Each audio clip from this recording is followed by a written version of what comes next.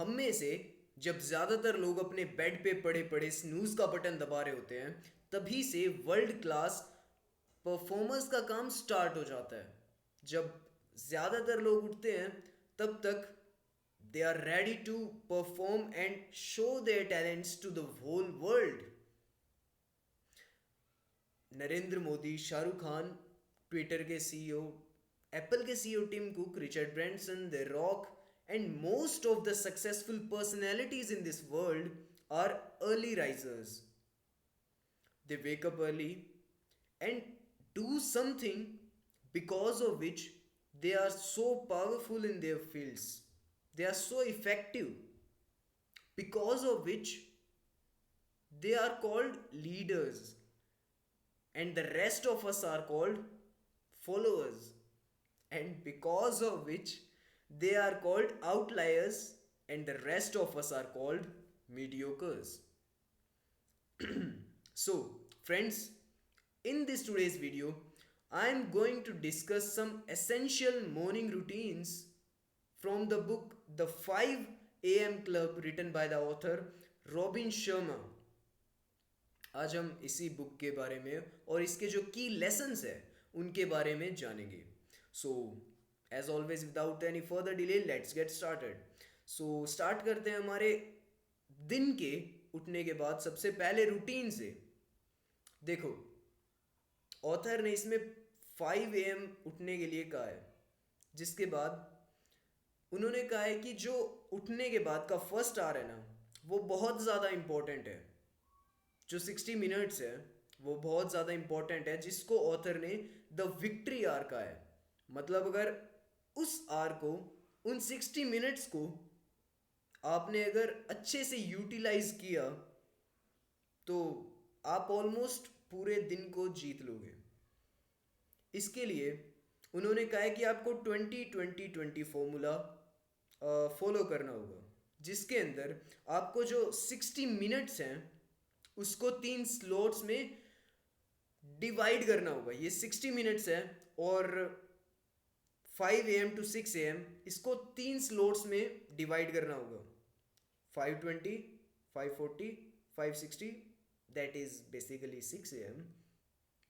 सो 3 slots में divide करना होगा और तीनों स्लॉट्स में अलग अलग की एरियाज पे फोकस करना होगा, जिससे कि डे की स्टार्टिंग में ही, स्टार्टिंग ऑफ द डे से ही आपकी जो एनर्जी है जो पूरी रात भर सोने से स्टोर हुई है आपके मेटाबॉलिज्म के अंदर, वो चैनलाइज हो जाए, वो कहीं भी वेस्ट ना हो.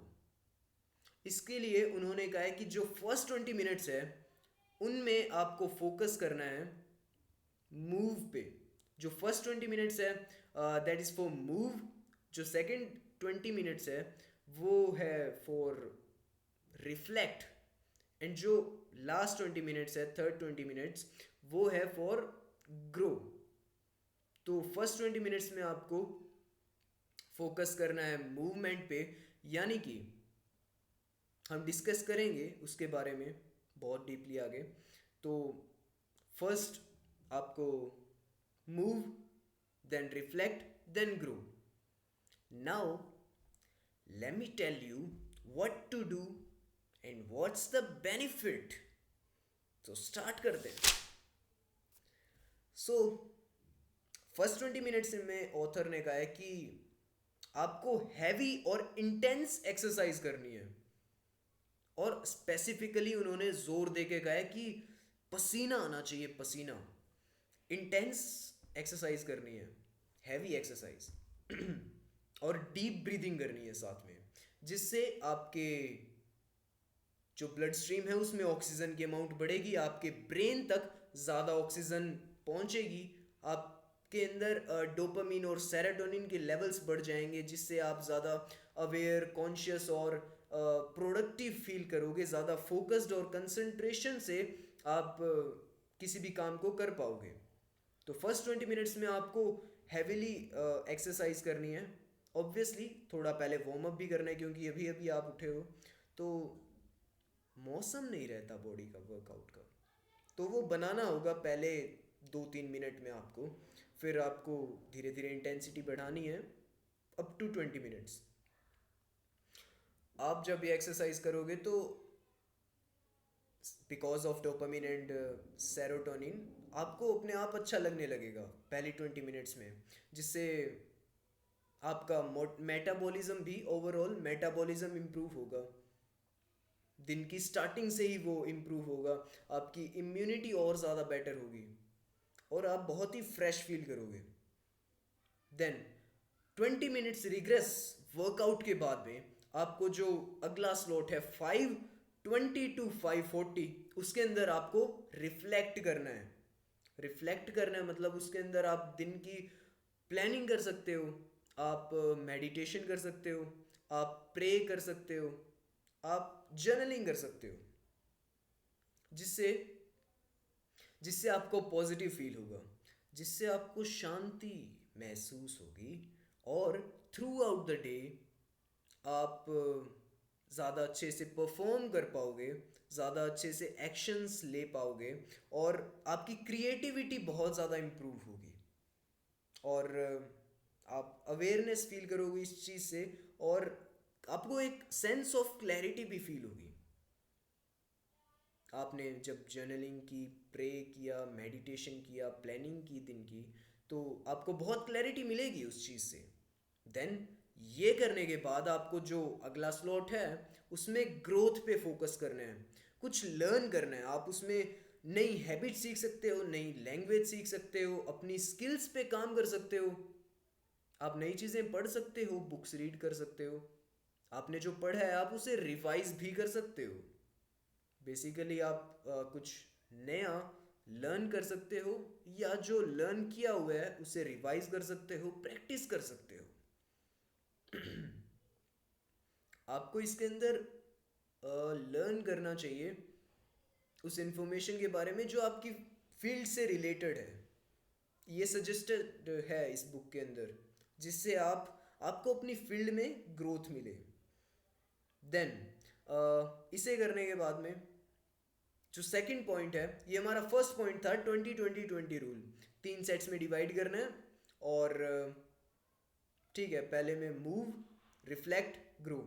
20-20-20 मूव, रिफ्लेक्ट, ग्रो, ये फर्स्ट लेसन था। सेकंड लेसन है, क्योंकि आपको जल्दी रोज उठना है, 5 बजे उठना है और उसके लिए आपको जल्दी सोना भी होगा। ऑथर ने कहा है कि आपको 10 बजे तक सो जाना चाहिए, क्योंकि 5 बजे उठने आगे, तो आपको हैबिट होनी चाहिए जल्दी सोने की। और एक चीज़ और स्पेशली कहा है उस बुक में कि जितना इम्पोर्टेंट आपका फर्स्ट आवर है दिन का, उतना ही इम्पोर्टेंट है last hour. Importance of the last hour of the day is as much as of the first. All right. So उसके अंदर आपको बहुत से की एरियाज पे फोकस करना है, जैसे कि आप जब सोने जा रहे हो उससे पहले का 1 घंटा, उसके अंदर आपको इलेक्ट्रॉनिक डिवाइसेस यूज़ नहीं करने। एंड इन केस अगर आपको यूज़ करने पड़े तो आपको ऑल्दो हर डिवाइस में ये होता है ब्लू ब्लॉक, जो क्या कहते हैं, ब्लू ब्लॉक सेंसर या मैकेनिज्म दिया होता है, इसके अंदर फीचर दिया होता है डिवाइसेस में, वो आप यूज़ कर सकते हैं, जिससे आपका जो मेलाटोनिन प्रोडक्शन मैकेनिज्म है बॉडी का, वो डिस्टर्ब नहीं होगा। तो आपकी बॉडी के अंदर अच्छे से मेलाटोनिन प्रोड्यूस होगा और आपकी बॉडी रिलैक्स हो जाएगी सोने से पहले, जिससे आपको एक डीप स्लीप मिलेगी और आप नेक्स्ट डे के लिए फुली एनर्जाइज्ड हो जाओगे, प्रिपेयर हो जाओगे, तैयार हो जाओगे। और सोने से पहले जो 1 घंटा है उसके अंदर आप अपनी फैमिली से भी बात कर सकते हो, बट बेटर, पर्सनली मेरा ये मानना है, पर्सनल सजेशन मेरा ये रहेगा कि आपको वो आर खुद की कंपनी के साथ बिताना चाहिए, खुद को खुद की ही कंपनी देनी चाहिए। आप उसमें स्ट्रेचिंग कर सकते हो, मेडिटेशन कर सकते हो, ब्रीदिंग एक्सरसाइज कर सकते हो, प्राणायाम प्राणायाम एंड ऑल, एंड जर्नलिंग कर सकते हो, आप कोई बुक रीड कर सकते हो, अफर्मेशंस कर सकते हो, मैनिफेस्टेशन कर सकते हो, विजुअलाइजेशन कर सकते हो. And trust me, these all are the best you can do for you, for the preparation of next day and the deep sleep. अच्छे से अपनी बॉडी के लिए ये बेस्ट चीज़ें हैं, तो आपको ये सब भी प्रैक्टिस करनी चाहिए last hour of the day में. देन ये था हमारा second lesson. So let's come down to our third lesson, which is freedom from the distraction. देखो, ये जो सक्सेसफुल पर्सन होते हैं ना, ये हमेशा डिस्ट्रैक्शंस को खुद से दूर रखते हैं. और अगर वो डिस्ट्रैक्शंस को खुद से दूर ना रख पाए तो खुद को डिस्ट्रैक्शन से दूर रखते हैं. मतलब उन्हें पता है कि डिस्ट्रैक्शंस उन्हें कभी सक्सेसफुल बनने नहीं दे सकती या फिर लाइफ में ग्रो नहीं करने दे सकती. देखो, आज आप सबको पता है, most of the peoples are mobile phone addicts, internet addicts, social media addicts. और इतने ज़्यादा एडिक्ट है कि आपको शायद पता होगा कि आज के टाइम में मूवीज से ज़्यादा पैसा बनता है सोशल मीडिया में. जो वेब सीरीज और जो ऑनलाइन कंटेंट है उनसे ज़्यादा पैसा बनता है as compare to the movies. क्योंकि सेलर्स को ये चीज़ बहुत अच्छे से पता है कि लोगों की क्रिएटिविटी बर्बाद करके और उन्हें इन चीज़ों से एडिक्ट बनाने के लिए सिनेमा थिएटर्स की 50 फीट की जो स्क्रीन है उसकी कोई ज़रूरत नहीं है. उसके लिए जो मोबाइल फ़ोन होता है उसकी 5 इंच की स्क्रीन ही इनफ है, मोर देन इनफ है. वो इनफ है उन्हें एडिक्ट बनाने के लिए, उनकी क्रिएटिविटी को डिस्ट्रॉय करने के लिए, उनको उनकी वो सोच और कॉग्निटिव एबिलिटी को ही डिस्ट्रॉय करने के लिए इनफ है, ताकि वो कभी पॉज लेकर सोच ही ना पाए कि एक्चुअल में वो लाइफ में करना क्या चाहते थे. अपने पर्पस को लेकर वो कभी कॉन्शियस ही ना हो पाए. क्योंकि अगर वो कॉन्शियस हो जाए तो उन्हें पता चल जाएगा कि ये सोशल मीडिया एंड ये सब चीज़ें, डिस्ट्रैक्शंस, उनको किस तरफ लेके जा रही है, फिर वो क्यों यूज़ करेंगे. इसीलिए हमें इन सब चीज़ों से दूर रहना चाहिए, चाहे वो मोबाइल फ़ोन एडिक्शन हो, सोशल मीडिया एडिक्शन हो, या फिर पॉर्न, मास्टरबेशन, एजिंग, ऐसे चीप प्लेजर्स हो. हमें इन सब से दूर रहना चाहिए, क्योंकि ये हमारी creative abilities, creativity, cognitive functions, हमारी हमारी जो न्यूरल एबिलिटी होती है, आईक्यू भी कह सकते हैं जिसे, ये फिजिकली, मेंटली और स्पिरिचुअली ऑब्वियसली, एंड बिकॉज हम इनमें ज़्यादा अगर एडिक्ट हो जाए तो सोशली, हर तरीके से ये एक इंसान की पर्सनैलिटी को, करेक्टर को डिस्ट्रॉय करती है. सो अगर आप देखो, सोशल मीडिया को यूज़ आज के टाइम में हमें करना ही होगा, क्योंकि ये कहीं ना कहीं एक इम्पॉर्टेंट चीज़ भी बन जाती है.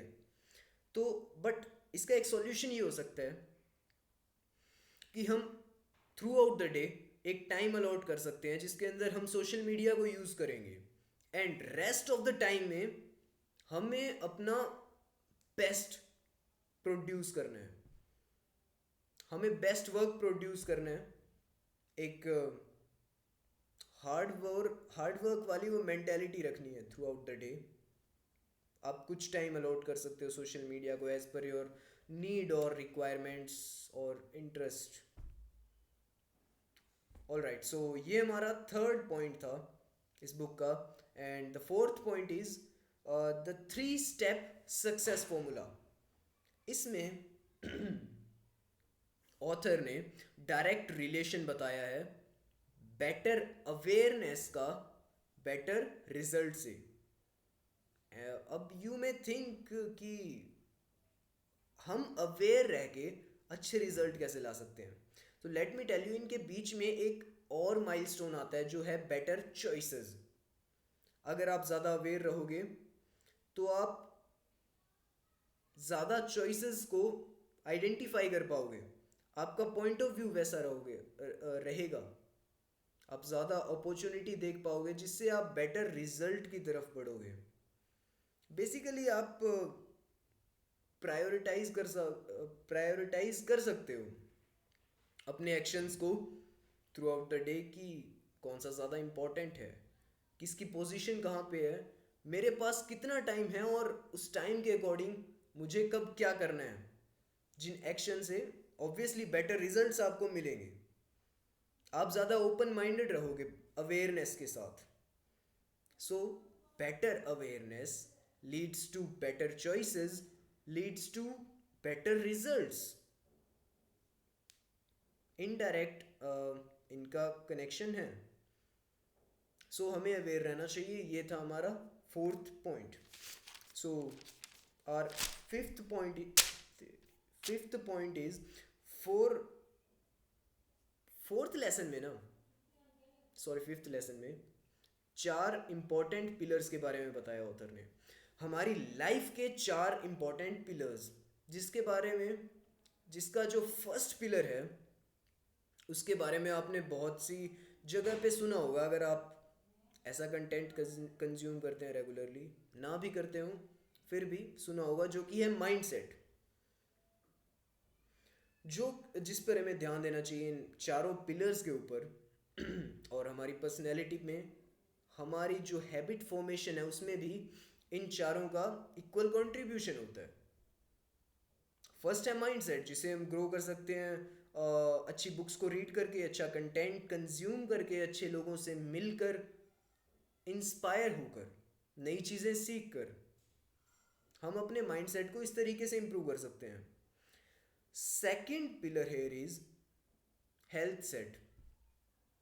हेल्थ पर भी ध्यान देना चाहिए। ये वैसा है जैसा आपके स्मार्टफोन में अगर 4 GB नेट फ्री पड़ा है, आप उसे यूज़ कर सकते हो, बट अगर उसकी बैटरी डेड हो जाए तो उसका वो पोटेंशियल आप यूज़ नहीं कर सकते, वो यूज़लेस हो जाएगा। तो वैसे ही यहाँ पे हेल्थ सेट के बारे में बताया है कि हेल्थ पर भी हमें इक्वली ध्यान देना चाहिए, नहीं तो हमारा जो पोटेंशियल है, हमारी स्किल्स है, एबिलिटीज़ है, हम जो कर सकते हैं, नॉलेज स्किल्स है, हम उसमें से मैक्सिमम नहीं निकाल सकते अगर हम हेल्दी नहीं हैं, अगर हम किसी वजह से, किसी तरीके से डिसेबल्ड हैं। So health set is our second pillar. Third pillar is heart set, दिल सेट। सो इसके अंदर इमोशनली कनेक्ट किया है चीज़ों को, मतलब हमारे माइंड का और इमोशंस का आपस में कनेक्शन कैसा है। क्या हम अपने इमोशंस को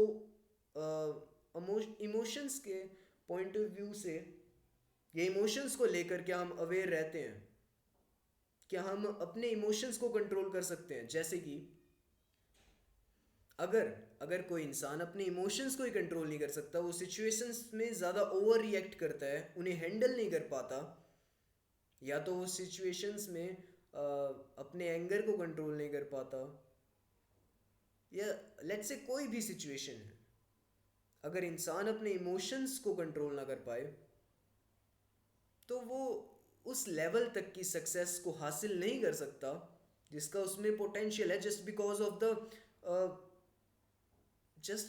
of the inability to handle his or her emotions. So emotions पे कंट्रोल अपना थर्ड पिलर है, जो कि है हार्ट सेट। और last pillar is soul set.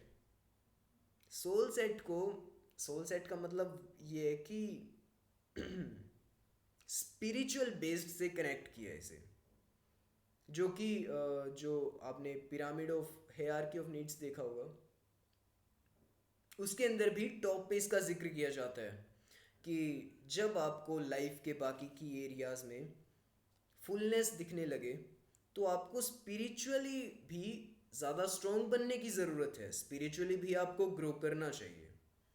ये भी बहुत इम्पोर्टेंट रोल प्ले करता है एक किसी भी इंडिविजुअल की लाइफ की फिलॉसफी में। इसका भी बहुत बड़ा रोल है। तो हमें स्पिरिचुअली भी ग्रो करना चाहिए, मेडिटेशन करके, नेचर में टाइम स्पेंड करके, उसी तरीके के लोगों से मिलकर एंड ऑल वही सब चीज़ें। अपने आप को फील करो, विजुअलाइज करो, यूनिवर्स के साथ जोड़ने की कोशिश करो, अपने इंटेंशन सही रखो। यही सब चीज़ें आपको स्पिरिचुअली ग्रो करने में हेल्प करेगी। ऐसे लिटरेचर्स को पढ़ो, थोड़े ज़्यादा रिलीजियस बनने की कोशिश करो। सो ये थे हमारे 4 पिलर्स, जिनका इक्वल कंट्रीब्यूशन रहता है 25% ईच हमारे पर्सनैलिटी में। पर्सनैलिटी की लाइक पिलर्स का क्या काम क्या होता है, किसी भी बिल्डिंग के स्ट्रक्चर को सपोर्ट करना। वैसे ही ये हमारी पर्सनैलिटी को एज अ पिलर सपोर्ट करती है, ये 4 पिलर्स। तो इन पे भी हमें फोकस करना चाहिए, बहुत क्रूशियल है। And finally our sixth and the last point here is key lesson is habit installation protocol। Author ने इसके बारे में बताया है कि अगर आपको किसी भी हैबिट को, आप कोई भी हैबिट को अगर ऑटोमेशन मोड में डालना चाहते हो, मतलब कि अगर आपको ऑटोमेटिकली कोई काम करना है, कोई एक्शन लेना है, उसके लिए आपको 66 डेज का टाइम लगेगा। एंड उसी को फर्दर स्पेसिफिक करते हुए उन्होंने 66 डेज को 3 स्लॉट्स में बांटा है, 22 डेज ईच। यानी कि पहले 22 डेज, फिर 22, देन 22।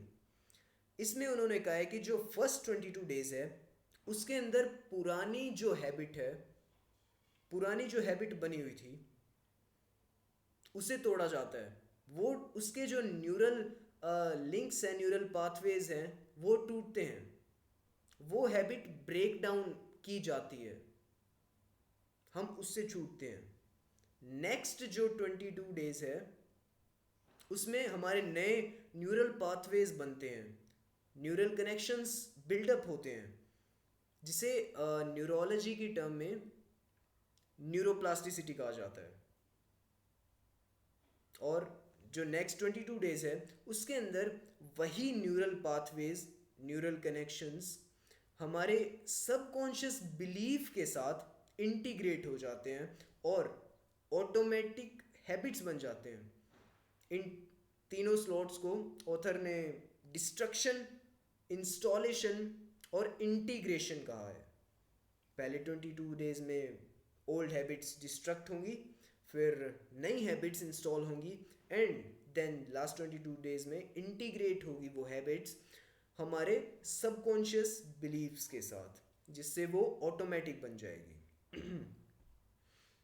बट ऑटोमेटिक बनाने के लिए हमें 66 डेज तक कंसिस्टेंसी के साथ में एक्शंस, वो हैबिट्स रिपीट करते रहने होगी। वो हैबिट्स हमारी हमेशा रिपीट होनी चाहिए।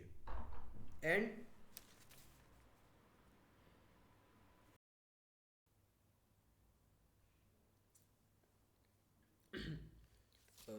sorry for the interruption, guys.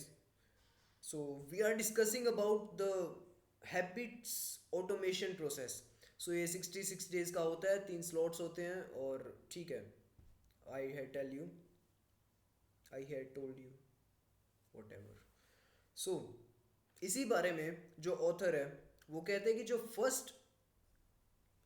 First phase होता है किसी भी चेंज का, अगर आप कोई भी हैबिट फॉर्म करना चाहते हो, एक्शंस लेते हो आप कंसिस्टेंसी के साथ उसके लिए, तो जो फर्स्ट फेज होता है, स्टार्टिंग हमेशा टफ होती है, हार्ड होती है, और मिडल में वो काम मैसी होता है, बट एंड हमेशा गॉर्जियस होता है, गॉर्जियस उसकी तरह। So always starting is hard, middle is messy, but the end is gorgeous। so बस लगे रहो, हमेशा आपको पॉजिटिव रिजल्ट मिलेगा ज़रूर। एंड एडिशनली मैं आपसे लास्ट बात कहना चाहता हूँ इस वीडियो के अंदर कि देखो, अगर कोई भी इंडिविजुअल टफ ज़रूर होगा, रोज़ 5 बजे उठना टफ होगा, ये हैबिट्स फॉलो करनी टफ होगी, ये रूटीन फॉलो करना टफ होगा, खुद को चेंज करना टफ होगा। बट एक ऐसा इंडिविजुअल जो बहुत ज़्यादा अनकंफर्टेबल होने के बाद भी रेगुलरली बहुत हार्ड और टफ काम करता है, ऐसे टास्क्स करता है जो कि बहुत टफ है, जो सक करते हैं, ऐसे काम अगर वो कंसिस्टेंसी के साथ कर रहा है बिकॉज दे आर इम्पोर्टेंट, उनकी इम्पोर्टेंस की वजह से अगर वो कर रहे हैं इतने डिसिप्लिन के साथ, तो ऐसी मेंटेलिटी को हम वॉरियर मेंटेलिटी कहते हैं। उसे ही हम वॉरियर कहते हैं। वही एक योद्धा होता है जो अपनी कंफर्टेबिलिटी को साइड रख के अनकंफर्टेबल होके वो करता है जो उसके लिए ज़रूरी है, चाहे वो कितना ही टफ क्यों ना हो, चाहे कितना ही हार्ड हो। Whatever it takes I will do that. वही वॉरियर मेंटेलिटी होती है। और एक्चुअल में सक्सेस उसी चीज़ से मिलती है। सेक्रीफाइस करो, वॉट एवर इट टेक्स भाई, आई एम रेडी। सो बस इसी के साथ that's all for today video guys. मिलते हैं आपसे नेक्स्ट वीडियो में इससे भी ज़्यादा अच्छे कंटेंट के साथ में। Till then stay hard.